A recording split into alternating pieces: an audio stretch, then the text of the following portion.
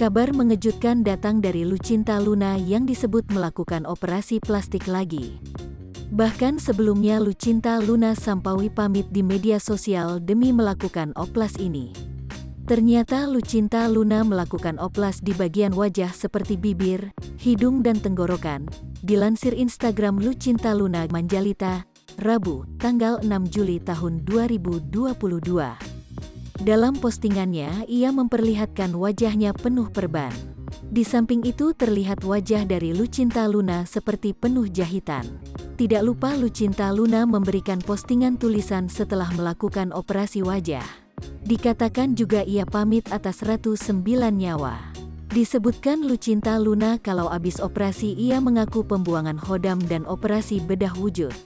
Komentar beragam pun menghampiri Instagram Lucinta Luna Manjalita.